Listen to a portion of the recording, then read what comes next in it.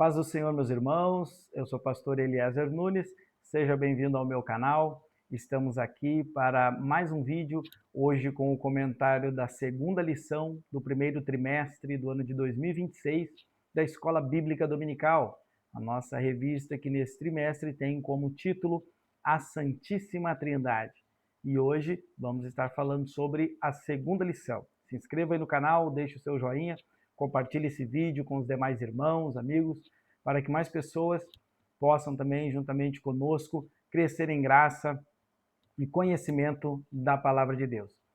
Iniciaremos hoje este segundo bloco da nossa revista, onde são 3 lições que vão abordar sobre a doutrina de Deus, e hoje é a primeira delas. A minha oração no início dessa aula é que o Espírito Santo nos ilumine, nos dê sua sabedoria, abra o nosso entendimento, para compreendermos um pouco mais sobre essas verdades eternas e tão maravilhosas da Santíssima Trindade. Vamos então à nossa lição de hoje. Lição 2, o Deus Pai. Lição que vai ser ministrada na aula do dia 11 de janeiro de 2026. Texto áureo. Ninguém conhece o Pai senão o Filho e aquele a quem o Filho o quiser revelar. Verdade prática. Conhecemos a identidade, os atributos e a glória do Deus Pai por meio da revelação de Cristo e da ação do Espírito Santo. A leitura bíblica em classe, Mateus, capítulo 11, versículo 25 a 27, João 14, do 6 até o 11. O propósito da nossa lição de hoje é reconhecer a identidade do Deus Pai, entender que o Pai se revela plenamente em Cristo e identificar os atributos e nomes que expressam a natureza do Deus Pai. Então, na nossa introdução, vai dizer assim: a doutrina da Trindade é um mistério revelado e central à fé cristã, um só Deus em 3 pessoas, coeternas, consubstanciais e distintas, o Pai, o Filho e o Espírito Santo. Então, nesta lição de hoje, vamos estar falando sobre o Deus Pai e vamos estar abordando mais sobre a sua identidade. Agora eu quero destacar com você, meu irmão professor, professora, coordenador ou aluno da Escola Bíblica Dominical, sobre estas 3 palavras que estão em destaque na nossa introdução: coeternas, consubstanciais e distintas, referindo-se às pessoas da Trindade. Quando eu digo que as pessoas da Trindade são, primeiramente, coeternas, isto significa que elas existem desde toda a eternidade. Você pode observar o texto de João, capítulo 1, versículo 1, Miqueias, capítulo 5, versículo 2. Também nós podemos ver que as 3 pessoas da Trindade são consubstanciais, ou seja, um só Deus em essência, poder e glória, João 10:30 e Hebreus 1:3. E também as 3 pessoas elas são distintas, ou seja, elas não se confundem entre si, embora todos sejam plenamente Deus, mas eles são pessoas distintas, cada um com a sua função. Consubstanciais, ou seja, ambos compartilham a mesma essência, poder e glória, ou seja, a mesma essência do Pai é a essência do Filho, é a essência do Espírito Santo. Os 3 são Deus. Os 3 sempre existiram, nunca foram criados. Essas 3 palavras são muito importantes para iniciarmos, o nosso estudo no dia de hoje. Dentre essas 3 pessoas, vamos estudar então sobre a identidade e a revelação do Deus Pai. Agora observe uma coisa comigo aqui. Quando falamos sobre a imagem que cada pessoa tem de Deus, e aí você pode fazer esse exercício com a sua classe. Que imagem, pergunte a eles, que imagem você tem de Deus? Você vai ver que a maioria das pessoas vai fazer uma associação. A imagem que cada pessoa tem de Deus não é apenas um conhecimento intelectual, mas a gente está lidando com marcas de representações profundas que se formam no coração e na mente de cada pessoa. Estudos da psicologia da religião vão nos mostrar que a maneira que a pessoa vivencia e interpreta a figura dos seus pais ou dos seus cuidadores, e principalmente o seu pai, vai influenciar de forma significativa a representação de Deus para aquela pessoa ao longo da vida. Durante a infância, a figura paterna se é provedor ou autoritário, ou distante, amoroso, rígido, né, etc. Isso atua como o que nós chamamos de moldes primários. Eles vão através dos quais a criança projeta os atributos de Deus. Essa projeção ela não é consciente ou voluntária, mas ela surge do mundo afetivo da criança, onde as experiências de amor, medo, proteção, abandono são vividas na infância de uma forma muito intensa. Isso não significa, por óbvio, que Deus seja de fato como a experiência humana do Pai foi. A imagem humana de Deus pode ser influenciada por figuras paternas e o que nós chamamos de experiências formativas. Porém, a Bíblia nos deixa claro que Deus se revelou pelo seu Filho Jesus Cristo, não por projeção humana, e que Cristo mostra a verdadeira natureza do Pai Celestial. Observe o texto de João 14, versículo 9. Quem vê a mim, vê ao Pai. Então nós precisamos ter clareza de que Deus não é simplesmente uma ampliação, uma projeção do que vivemos com nossos pais, mas Ele é alguém que está além das nossas imagens pessoais. A revelação bíblica ultrapassa essas projeções, ultrapassa até mesmo as nossas compreensões, porque Ele nos convida a conhecê-lo como Ele realmente é, não quem nós imaginamos que ele seja ou até quem desejamos que ele seja. Pelo contrário, nós precisamos, então, ao final desse exercício, você pode explicar isso para os seus alunos e deixar claro para todos, reconhecer a diferença entre representações subjetivas de Deus e revelação objetiva de Deus. Revelação subjetiva é aquelas projeções da minha mente, a imagem que eu projetei a respeito de Deus. Mas a revelação objetiva está nas Escrituras, na pessoa do nosso amado Senhor Jesus Cristo. Vamos ao primeiro ponto da nossa lição? A identidade de Deus Pai, o Deus único e verdadeiro. O Pentateuco declara: ouve Israel, o Senhor nosso Deus é o único Senhor. Deuteronômio 6:4. Essa declaração é chamada de Shema. Deus do Antigo Testamento é um só Deus, que se revela pelos nomes, atributos e pelos seus atos, já dizia Stanley Orton, como está citado na nossa revista. Então Deus ele se revelava pelos seus nomes. Os nomes de Deus trazem formas e traços do caráter de Deus também e dos seus atributos. E também se revelava pelos seus atos. Já dizia o teólogo Karl Barth que Deus só pode ser conhecido por aquilo que ele mesmo revela sobre si. Então, Deus só é conhecido pelo que ele próprio se deu a revelar por nós. Deus não é autoconhecido pelo ser humano. Não há como ser humano conhecê-lo por suas formas particulares ou humanas. Não. O Novo Testamento apresenta o Pai como Deus por excelência. Ele é identificado 6 vezes no Novo Testamento com essa designação. Além dessas ocorrências explícitas, a Bíblia frequentemente se refere a Deus como Pai, destacando o seu papel como Criador, sustentador do universo. A lição também vai nos dizer: o próprio Jesus se refere a Deus como Pai e ensina os discípulos a orarem: Pai nosso que estás no céu, reforçando a necessidade de um relacionamento pessoal com Deus. Assim, a paternidade de Deus, portanto, ela revela um relacionamento íntimo, real, pessoal e transformador. O cristão não se aproxima de um Deus distante, mas sim o tem como um pai amoroso que deseja comunhão com seus filhos como uma fonte de consolo, identidade e segurança espiritual. Um Deus que está separado de todas as demais divindades, porque ele é o único Deus verdadeiro. Deus sempre exigiu do seu povo exclusividade. Embora todos os outros povos tivessem já seus deuses, suas outras divindades, e eles podiam adorar em quantos deuses quisessem. Mas desde o início de sua revelação a Moisés, para ordenar ao povo, e através dos 10 mandamentos, ele já deixa bem claro: não terás outros deuses além de mim. Ele é o único Deus e verdadeiro. O monoteísmo bíblico, ele vai nos ensinar que só existe um Deus verdadeiro. Monolatria é quando você escolhe um Deus entre outros tantos que existem e adora somente a um Deus. Parece certo, Mas não é essa a definição do monoteísmo bíblico. O monoteísmo ensina que não existem outros deuses. Todas estas divindades adoradas pelos outros povos, por outras pessoas, são deuses falsos.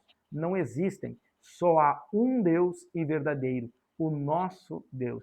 Ele mesmo vai dizer em Isaías capítulo 44, versículo 6, veja bem, assim diz o Senhor, Rei de Israel, o seu Redentor, o Senhor dos Exércitos. Eu sou o primeiro, eu sou o último, e fora de mim não há Deus. Isaías 45, 5. Eu sou o Senhor e não há outro.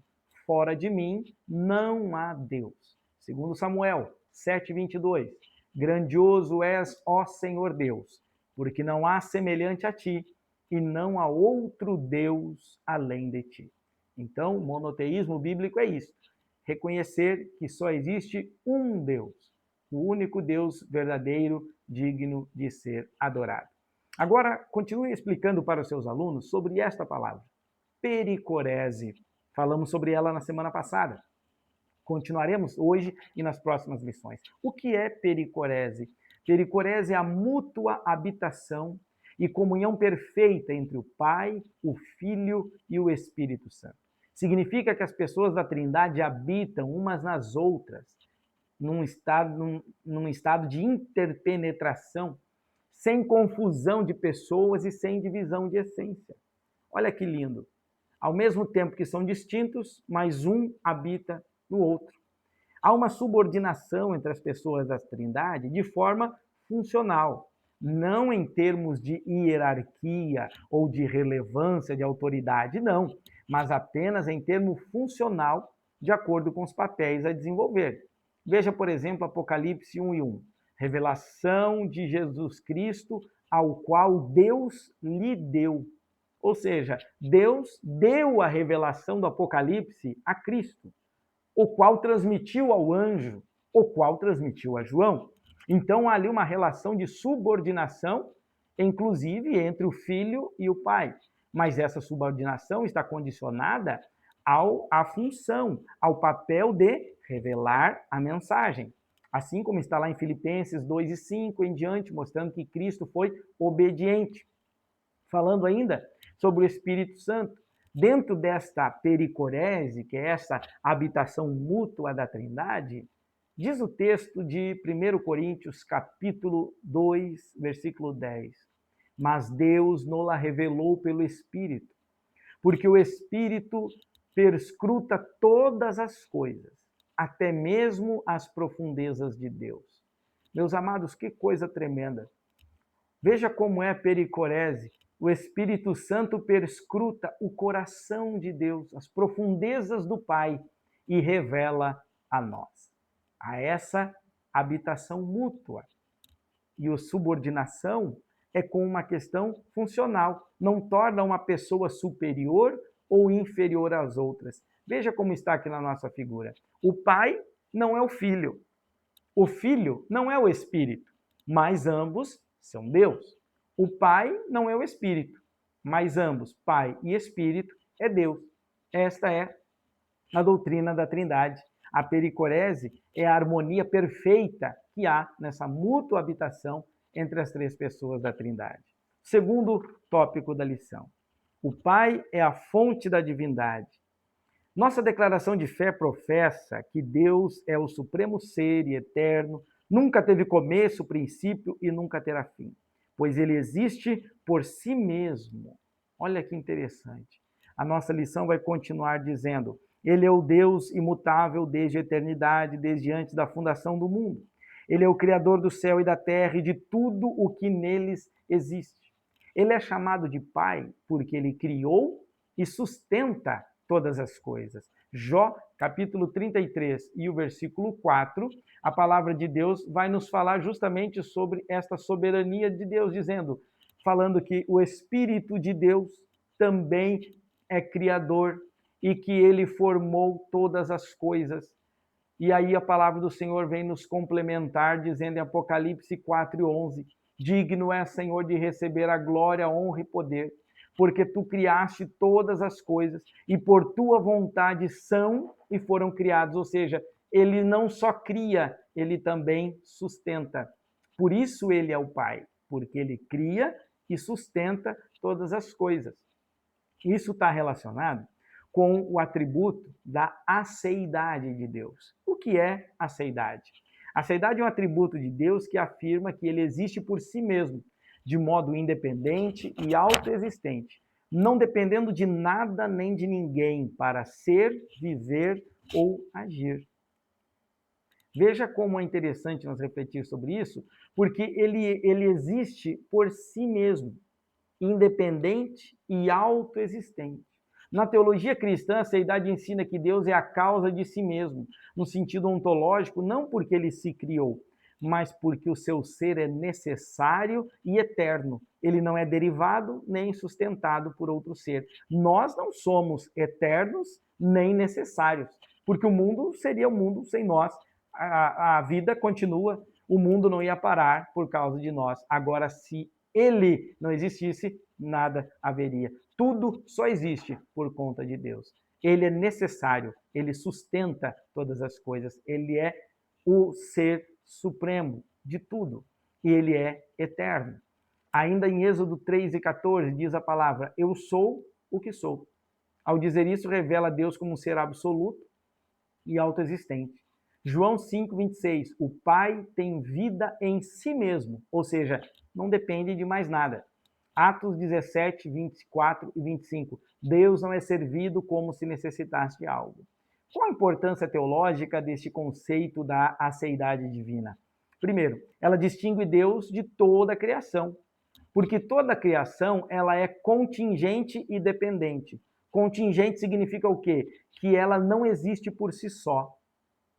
E ela é dependente, porque precisa de Deus. Olha o que a palavra do Senhor vai dizer em Jó, capítulo 34, versículos 14 e 15. Se ele pusesse o seu coração contra o homem e recolhesse para si o seu espírito e o seu fôlego, toda a carne juntamente expiraria e o homem voltaria para o pó. Então toda a criação, ela é contingente, ela não existe por si só. E ela é dependente, ela depende de Deus. Fundamenta também outros atributos de Deus, como a eternidade, a sua soberania e a imutabilidade de Deus. E ela afirma, em terceiro lugar, a aceidade afirma que Deus não precisa do mundo para ser plenamente Deus. A aceidade nos lembra que Deus não depende de nós, mas nós dependemos totalmente dele. A nossa adoração não supre uma carência de Deus. Isso aqui é muito interessante. Preste atenção. Já que na aceidade de Deus ele é completo em si mesmo, ele não precisa da nossa adoração. A nossa adoração ela não vai ser uma carência de Deus. Interessante que os demais deuses da antiguidade, e até mesmo entidades adoradas hoje, elas se alimentam das oferendas e dos cultos e adoração que recebem. Isto supre uma carência da entidade ou divindade. O nosso Deus é diferente. A nossa adoração não é para suprir uma carência dele. Deus não está mendigando adoração, mendigando que nós o glorifiquemos, o sigamos, o sirvamos ou o exaltamos. Não. Ele não depende disso. Então, por que o adoramos, pastor? Qual é a essência da nossa adoração? Por que o adoramos? A adoração é uma resposta à glória, à graça, à santidade e à grandeza do nosso Deus. Adoração é uma resposta diante deste Deus. Você lembra de Isaías capítulo 6, quando Isaías tem aquela visão da glória de Deus e ele vê lá no céu os serafins, que são seres ardentes em chamas, glorificando a Deus, e eles diziam uns para os outros: Santo, Santo, Santo é o Senhor dos exércitos, e toda a terra está cheia da sua glória. Por que eles ficavam falando frequentemente isso? Não porque eram como robôs programados que só sabiam falar essa palavra, não.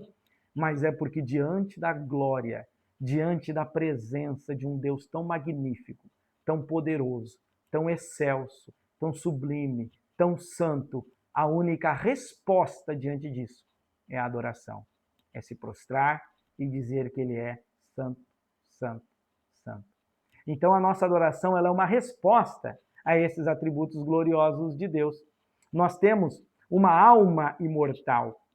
Nós não somos imortais em nossa essência. Temos uma alma e um espírito imortal. mas os temos por concessão divina. Veja o que a Bíblia diz em Eclesiastes 3:11. Deus fez tudo formoso a seu tempo e também pôs a eternidade no coração do homem. Então nós temos uma alma e um espírito eterno, mas isso não vem de nós, não é a nossa essência, é uma concessão divina que ele pode dar, porque ele sim é eterno e autoexistente. Então, veja como é importante a gente explicar e falarmos sobre esta aceidade de Deus, como ele é a fonte de toda a divindade. Este conceito é muito maravilhoso. Terceiro subtópico. O Pai age por meio do Filho e do Espírito. Paternidade é o papel da primeira pessoa da Trindade. Assim, o Pai opera por meio do Filho e por meio do Espírito Santo. Isso não implica em inferioridade, como já falamos, mas expressa a maneira como as três pessoas operam inseparavelmente, cada uma conforme a sua distinção pessoal. E aqui algo interessante. Vamos à nossa declaração de fé. Há um trecho que eu quero ler com vocês. Na página 42, diz assim a nossa declaração de fé, sobre a função das três pessoas da Trindade. É possível um membro da Trindade subordinar-se voluntariamente a um ou a outros membros, mas isso não significa ser inferior em essência. Há uma absoluta igualdade dentro da Trindade, e nenhuma das três pessoas está sujeita, por natureza, a outra, como se houvesse uma hierarquia divina. Existe sim uma distinção de serviço. O Pai possui a mesma essência divina das demais pessoas da Trindade. O Filho é gerado do Pai e o Espírito Santo procede do Pai e do Filho. A paternidade é o papel principal da primeira pessoa da Trindade, que opera por meio do Filho e por meio do Espírito.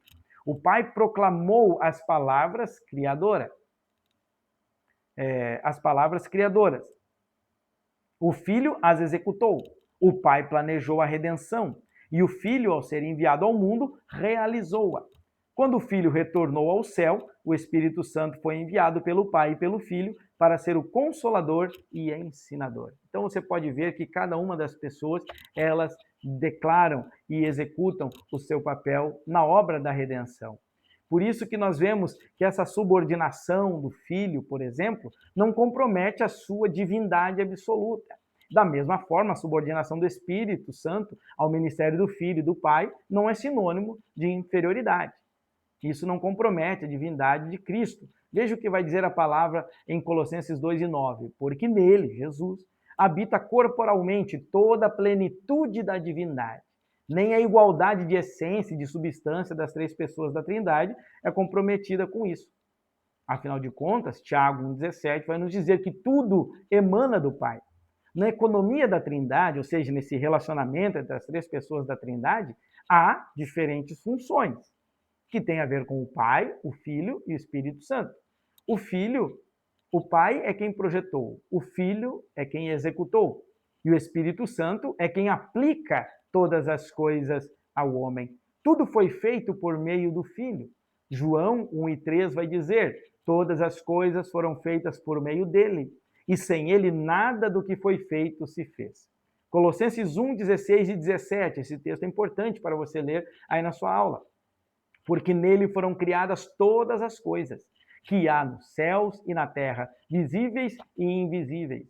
Sejam tronos, sejam dominações, sejam principados, potestades. Tudo foi criado por ele e para ele. E ele é antes de todas as coisas, e todas as coisas subsistem por ele. Então veja como ao mesmo tempo que o Filho é subordinado ao Pai em sua função, mas ele também é Deus e também é Criador, assim como o Pai e o Espírito Santo. E isto é algo maravilhoso para nós refletirmos dentro deste papel da Trindade. Segundo tópico da nossa lição, o Pai é revelado em Cristo. O Pai se revela aos humildes. Esse ponto da lição carece de uma atenção especial. Para trabalharmos bem com nossa classe, essa questão. Que humildade é essa? Veja bem, a afirmação de que o Pai se revela aos humildes expressa um princípio central na revelação bíblica. Deus não se dá a conhecer com base em capacidade intelectual, posição social ou mérito humano, mas sim segundo a disposição correta do coração do homem. A humildade que falamos aqui não é uma virtude moral, mas sim uma condição espiritual do homem. Teologicamente falando, isso mostra que a revelação de Deus é graciosa, porque ela é concedida a quem não merece, e ela é soberana, porque ele dá a quem ele quer. Ela não é conquistada pelo orgulho da razão autônoma do homem, mas é recebida pela humildade da fé. Por isso que Jesus usa aqui duas palavras em Mateus 11, 25, ele diz assim: graças te dou, ó Pai, porque ocultaste essas coisas aos sábios, do grego sopós, e instruídos, do grego sinetós, ou seja, sábios, instruídos em inteligência, educação, instruídos em cultura e instrução intelectual, ou seja, são os fariseus, os escribas, os religiosos da época, que embora se considerassem muito entendidos na tradição e na lei de Moisés, eram cegos espiritualmente para as verdades espirituais e não enxergavam a realidade da divindade do Filho de Deus que estava entre eles. Por isso, Deus não se revela ao homem orgulhoso em seu conhecimento, em seu saber científico, filosófico ou assim por diante, mas ele se revela àqueles que são humildes. É interessante que quantas pessoas se orgulham da sua suposta inteligência, ou até mesmo usam a ciência, né, com uma capacidade intelectual para relegar Deus ou para dizer que não precisam mais de Deus. Com o advento da famigerada teoria da evolução, quantas pessoas desacreditaram em Deus, foram levados por uma falsa ciência a se afastarem de Deus, porque esta suposta teoria teria encontrado resposta para todas as coisas. E eu digo teoria, e de fato ela é, porque a teoria da evolução não tem nenhuma prova científica. Ela se baseia em evidências, cuja maioria delas já foram desconstruídas pela própria ciência. Tanto é verdade que hoje a ciência se afastou da teoria da evolução. Muitas das grandes provas e evidências da teoria da evolução foram completamente refutadas cientificamente, por isso não servem mais como argumentação. Hoje, por exemplo, nós temos provas científicas de que não existem órgãos vestigiais. Essa é uma das principais evidências da evolução no corpo do ser humano.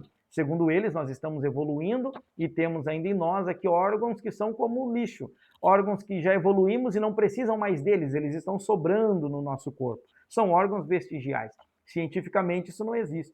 O principal deles, na afirmação dentro da teoria da evolução, é, por exemplo, o pâncreas, que seria um órgão que não tem mais importância, por isso muitas pessoas estão retirando. A ciência comprova que não é assim. O pâncreas não é um órgão vestigial, ele é muito importante para nós. Se a pessoa tem um problema no pâncreas e vai até o médico, a primeira coisa que ele vai fazer é tentar salvar o órgão. Por quê? Porque é comprovado cientificamente que o pâncreas é um dos órgãos centrais para o controle do nosso sistema imunológico. Ele não está ali por acaso, ou sobrando, ou como uma peça sobressalente no corpo. Ao contrário. Então, isso tudo a ciência desacredita e refuta evidências basilares da teoria da evolução.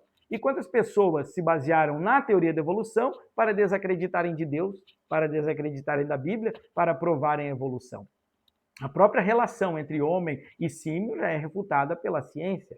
Hoje é comprovado cientificamente o que chamamos, e você pode pesquisar na internet, sobre a Eva mitocondrial, ou seja, é comprovado cientificamente que todos os seres humanos descendem de um mesmo casal.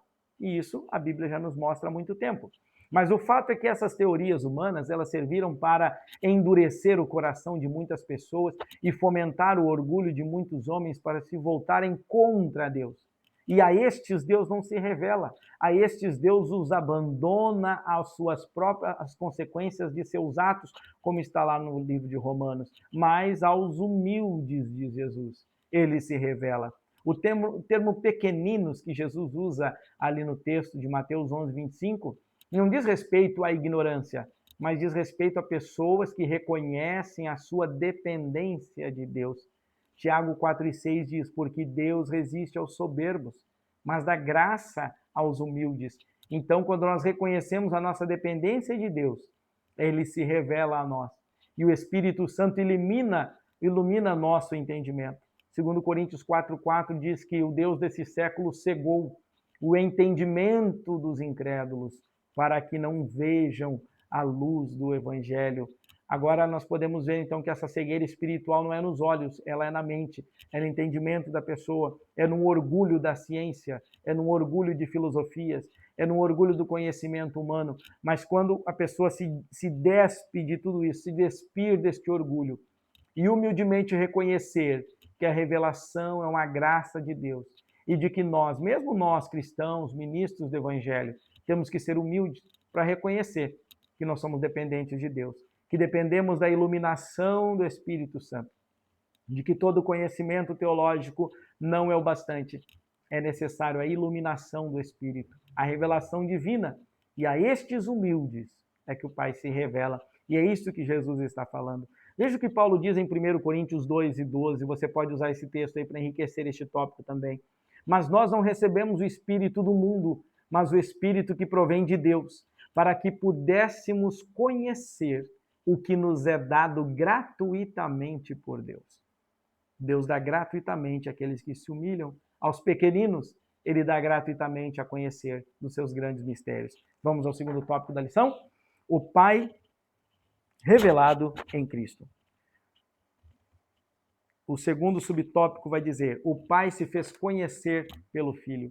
O Pai se revelou através de Cristo, que nos ensinou a reconhecê-lo por este nome. Qual nome? Já que Deus já tinha sido conhecido por tantos nomes no Antigo Testamento, por qual nome agora Cristo fez nos revelar o Pai? E ele vai dizer em João 17:26, eu lhes fiz conhecer o teu nome. Qual nome? Pai. Este é um nome que até então não tinha sido revelado. Mas Cristo nos revelou este nome de Deus, o nome de Pai.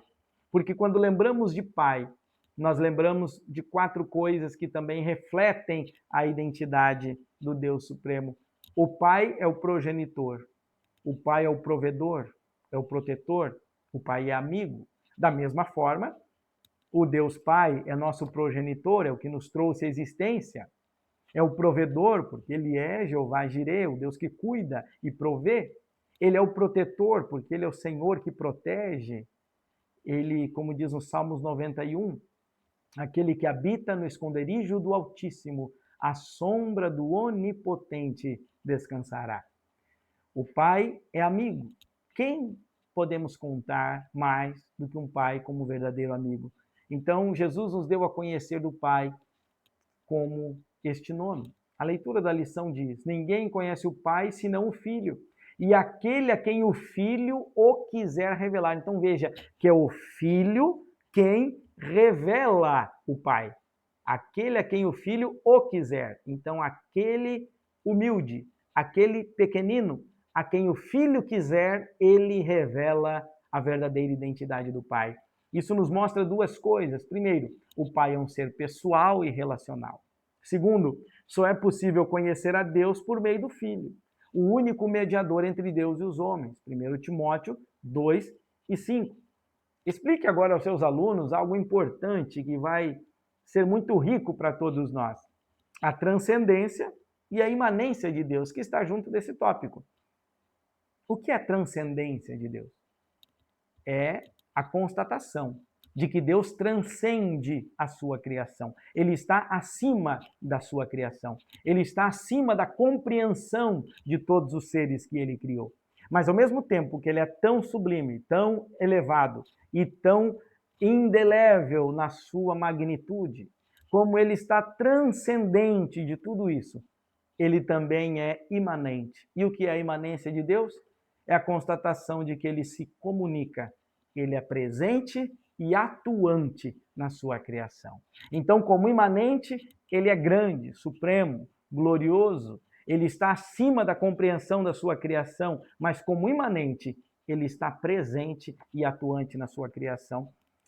Achava-se que o século XXI seria tomado pelo ateísmo, mas o que está se constatando dentro da sociedade não é necessariamente um ateísmo.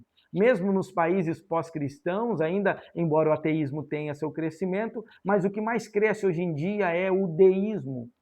A ideia de que até existe um Deus, de que de fato existe alguma divindade suprema, soberana, mas ela está muito distante, ela é transcendental, ela é inacessível, ela não atua e ela não é presente na sua criação. Para o deísmo, Deus é um criador que abandonou a sua criação, a sua própria sorte. É como o relojoeiro que fez um relógio e deixa ele funcionar sozinho e não interfere mais na sua criação. Isso é uma grande inverdade, porque Deus é de fato transcendente, mas ele sim é imanente.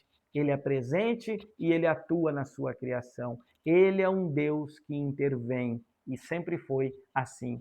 O Salmo 133 vai nos dizer no versículo 5, versos 5 e 6: quem é como o Senhor nosso Deus, que habita nas alturas, que se inclina para ver o que se passa nos céus e na terra? Veja, ele se inclina para ver o que se passa nos céus e na terra. Salmos 40, verso 1: esperei com paciência no Senhor, e ele se inclinou para mim e ouviu o meu clamor. Ou seja, ele é o Deus que intervém, ele é o Deus que se importa.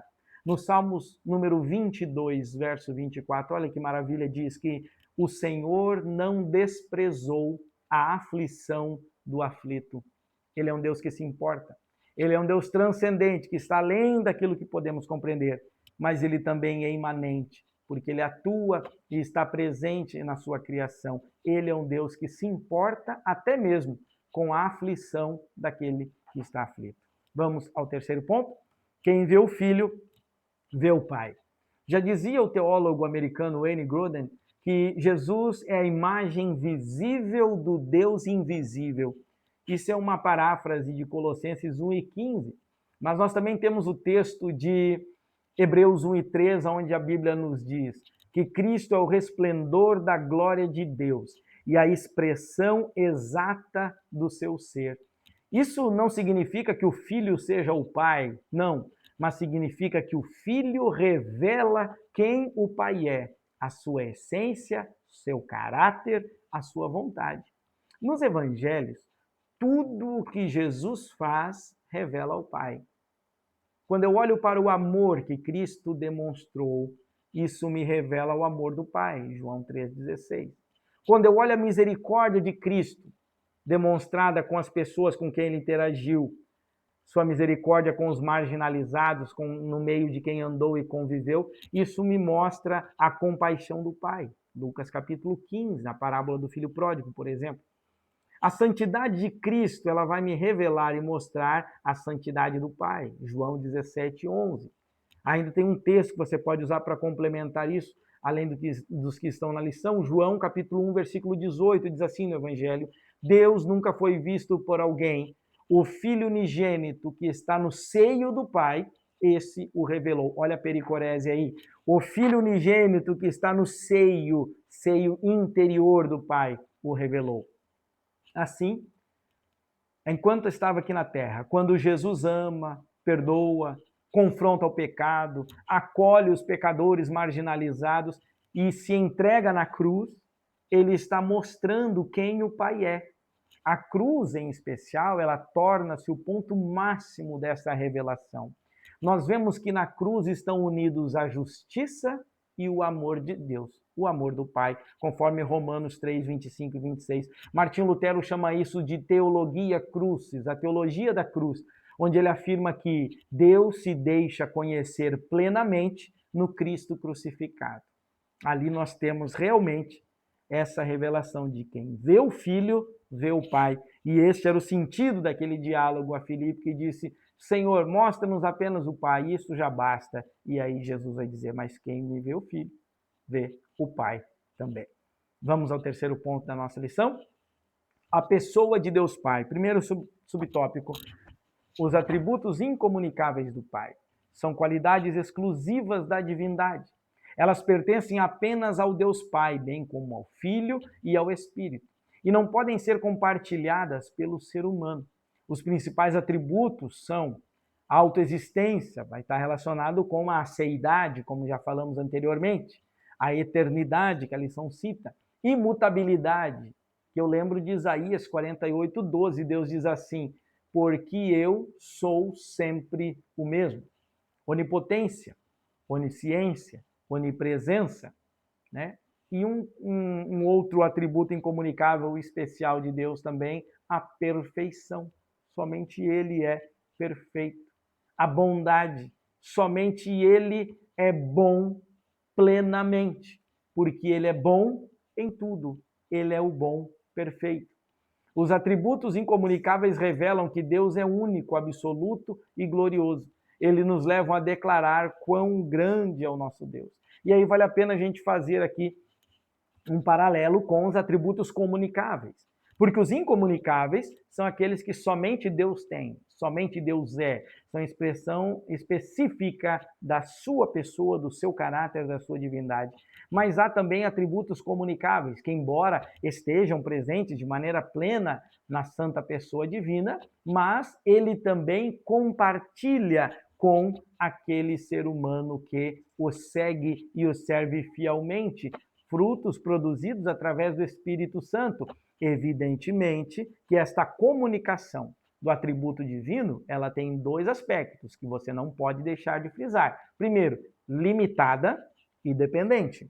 Limitada por quê?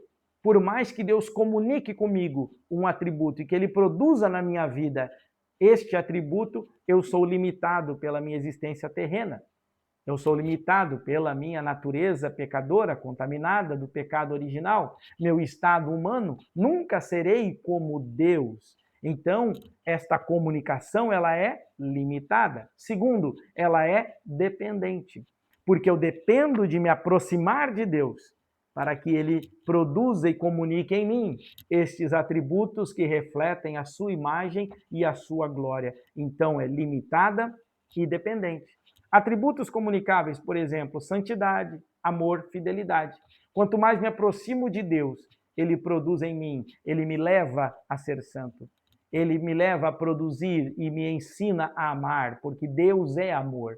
Nunca amarei tanto quanto Ele, nunca amarei de forma tão perfeita como Ele, mas experimentarei na minha vida esse amor que Ele comunica comigo. Assim como a fidelidade. Deus é fiel perfeitamente. Nunca serei fiel a ponto de alcançá-lo, jamais. Sou criatura, mas com a sua graça também ele me ensina e produz em mim fidelidade para que possa refletir a sua imagem e a sua glória. É maravilhoso a gente meditar sobre isso, né, sobre os atributos comunicáveis e incomunicáveis de Deus. Nos atributos comunicáveis, como a santidade, a lição vai dizer que Deus chama seus filhos a serem santos, ou seja, nós podemos amar a Deus e amar ao próximo como um reflexo do amor dele. Mas aí nós temos, além desses atributos incomunicáveis e comunicáveis, os nomes de Deus. E aqui neste terceiro subtópico, para nós encerrarmos a nossa lição, é importante eu destacar algo. Não tem como, evidentemente, você esgotar este assunto aqui. Cuidado para não se ater demais falando sobre os atributos e agora sobre os nomes de Deus, porque só isso aqui daria várias aulas e nós nunca esgotaremos este assunto somente na eternidade para terminar de falar dos seus nomes, seus gloriosos sentidos e significados e conhecê-los plenamente, por óbvio. Mas não se atenha nisso, porque o objetivo da aula não é ficar listando todos os nomes que a Bíblia fala de Deus, explicando um por um e mostrando aqui e ali. Não. O objetivo é apenas esclarecer ao nosso aluno que existem os atributos incomunicáveis, os atributos comunicáveis de Deus, que eles nos ajudam a conhecer a identidade do Pai. E que também os nomes de Deus nos mostram um pouco sobre a sua identidade. Que os nomes de Deus revelam o Pai. Esse é o foco do tópico.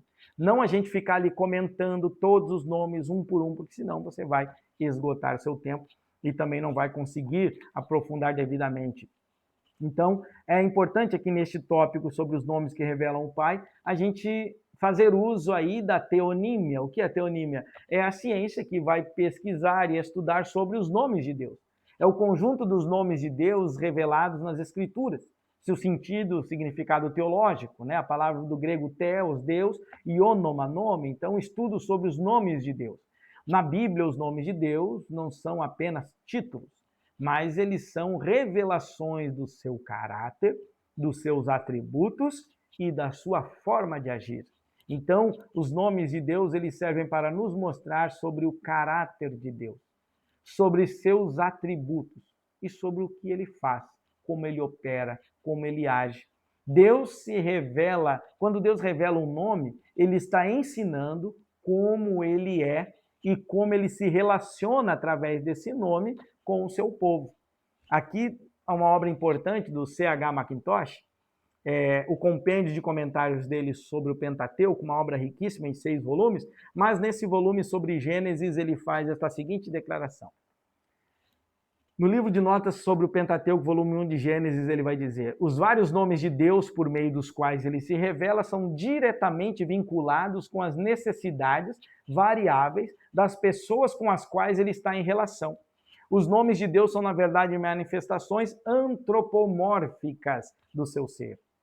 Como assim? O que é isso? Ou seja, é um método pedagógico, lúdico, para revelar para nós, em linguagem humana, comunicar os traços do caráter de Deus, uma parte da sua essência, para que pudéssemos compreendê-lo, mesmo que dentro das nossas limitações. Então, por isso que Deus se revela através de seus nomes, para comunicar traços do seu caráter. Biblicamente, Deus se dá a conhecer de forma progressiva, desde o Antigo Testamento, como um Deus criador, sustentador e aliado, fiel às suas alianças. No Novo Testamento, nós aprofundamos esta revelação porque Cristo nos revelou o nome de Deus como Pai. Então, ele agora é revelado como Pai eterno, revelado no Filho. João, capítulo 1, versículo 18, como já lemos. Então, os nomes de Deus, eles vão acompanhando esta revelação progressiva. Veja que a lição vai tratar aqui rapidamente sobre 4 nomes, né? Elohim, de Gênesis 1 e 1, e é um nome interessante, porque este nome ele trata-se de um termo plural com um significado singular, que expressa grandeza, soberania, o poder de Deus como Criador.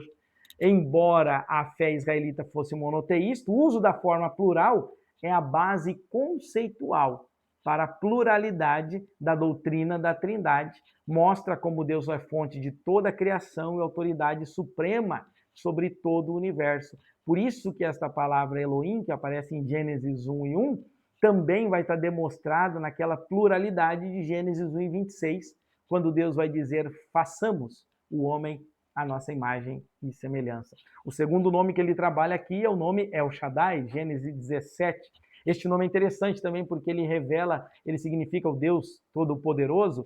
Ele vai ser traduzido dessa forma e aparece no conceito dos patriarcas, falando em momentos de confirmação da aliança divina. O termo Shaddai denota força, suficiência. Ele vai estar associado à sustentação, à provisão, ao poder absoluto de Deus. E sobre esse nome que Deus estabeleceu seu pacto com Abraão e reafirmou sua fidelidade como aquele que sustenta, protege e provê. Ele é o Deus que sustenta e que honra suas alianças. O terceiro nome, Adonai. E também, em paralelo com o nome grego Kyrios, que vai aparecer em Atos 2,36, eles manifestam a autoridade de Deus como Senhor e Mestre. A palavra Adonai, em hebraico, significa Senhor ou Mestre, é utilizado para reforçar essa autoridade suprema e o domínio absoluto de Deus sobre todas as coisas. Então, este nome Adonai, ele também vai designar a soberania de Deus e de Cristo através do nome Kyrios do Novo Testamento. E o quarto nome que o livro trata é o tetragrama Yahvé, né? Revelado como eu sou o que sou. Em uma outra tradução, pode-se entender como eu serei o que serei. Esta seria uma tradução mais correta até do hebraico. Ela enfatiza a eternidade e a imutabilidade de Deus. Por quê? Porque esse tetragrama, ele é o nome pessoal de Deus. Foi revelado pela primeira vez lá na sarça a Moisés, em Êxodo 3,14. Esse nome comunica a autoexistência, a imutabilidade de Deus, a sua presença eterna. Ele não é apenas aquele que existe, mas sim aquele que é por si mesmo, a seidade de Deus. Em sua forma verbal, ele está relacionado com o verbo ser, que indica um Deus que é e que sempre será. Por isso a tradução de eu serei o que serei. Ele diz ao povo, a Moisés, para dizer ao povo de Israel, eu serei o que serei. Ou seja, o que vocês precisarem, eu serei para vocês. Para demonstrar que ele seria o que o povo necessitasse. Se o povo precisasse de pastor, ele seria pastor. Se o povo necessitasse de cura, ele seria Jeová Rafá, o Deus que cura. Se precisasse de provisão, como precisou no deserto, mas ele é Jeová Jirê, o Deus que provê. Se estivessem em guerras, em batalhas, ele é o Senhor dos exércitos, e assim por diante. Ele é o Senhor, justiça nossa. Ele é aquilo que o seu povo precisa que ele seja. Esses nomes de Deus, ele nos revelam, então, o Pai, nos revelam seu caráter, nos revelam não só sua identificação, mas a sua natureza, as suas virtudes e a sua obra. Louvemos ao Senhor pela sua grandiosa revelação. Vamos para a nossa conclusão? A doutrina bíblica da Santíssima Trindade é a revelação concreta da vida divina compartilhada entre Pai, Filho e Espírito Santo. Nessa lição, vimos que Deus o Pai é o Deus verdadeiro, eterno e soberano, revelado plenamente em Cristo. Ele é o autor da criação, o planejador da redenção e o sustentador da vida. Conhecer o Pai por meio do Filho é a essência da vida eterna. Que essa verdade desperte em nós o desejo sincero de conhecer, amar e obedecer ao Pai, que em Cristo nos adotou como filhos. Que Deus te abençoe grandemente. Obrigado por ficar até aqui com o nosso vídeo. Curte, comente, compartilhe. Na próxima semana a gente estará junto para comentar, se Deus permitir, a terceira lição. Um abraço, Deus abençoe.